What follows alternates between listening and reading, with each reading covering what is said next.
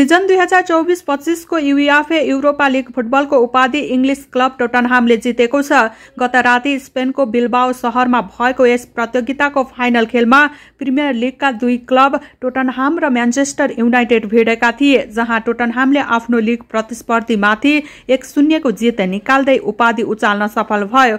यससँगै टोटनहामले पछिल्ला 17 वर्षमा पहिलो पटक उपाधि जित्न सफल भएको छ। टोटनहाम लामो समयदेखि उपाधिविहीन रहेको थियो। यता युनाइटेड भने पछिल्ला केही वर्षकै बीचमा दोस्रो पटक युरोपा लिगको फाइनलमा हारेको छ। पछिल्लो पटक पनि युनाइटेड स्पेनको क्लब सेभिल्लासँग युरोपा लिगको फाइनलमै पराजित भएको थियो।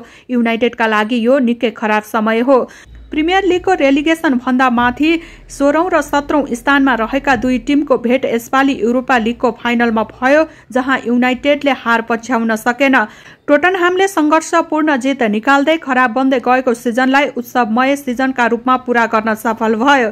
टोटनहामको जितमा एकमात्र विजयी गोल 42औं मिनेटमा बेन्नान जोन्सनले गरेका थिए। सुरुमा सो गोललाई आत्मघाती भनिए पनि केही बेरपछि ब्रेन्नानका नाममा दिइएको थियो। सोही गोलको अग्रता बचाएर टोटनहामले खेल जित्यो। टोटनहामले खेलभरिमा युनाइटेडको पोस्टमा जम्मा एक मात्रै अन टार्गेट शट प्रहार गरेको थियो र त्यही एक शटमा गोल गरेर उपाधि जित्न सफल भयो। टोटनहामले जम्मा 3 पटक मात्रै युनाइटेडको पोस्टमा शट प्रहार गर्न सकेको थियो।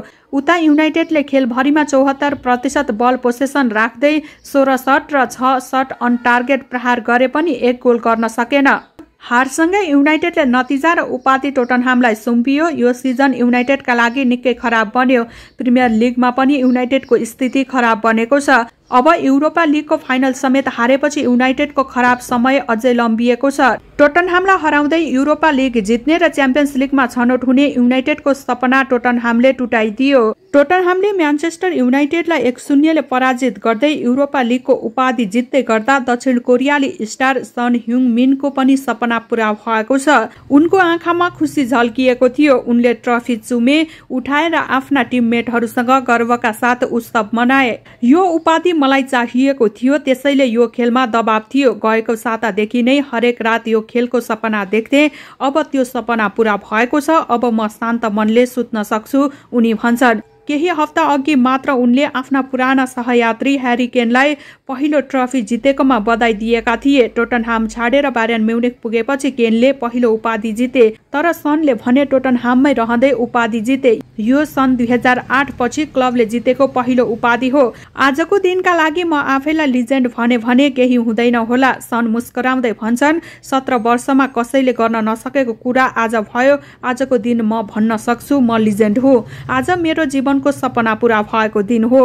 सन् 2019 को च्याम्पियन्स लिग फाइनलमा लिभरपुलसँग हारेको टोलीबाट सन एक्लो खेलाडी हुन् जो अझै टोटनहाममा छन्। उनी त्यति बेला केनसँग प्रिमियर लिगकै उत्कृष्ट आक्रमण जोडीका रूपमा चिनिन्थे। चोटबाट फर्किएका सन 67औं मिनेटमा मैदान प्रवेश गरेका थिए।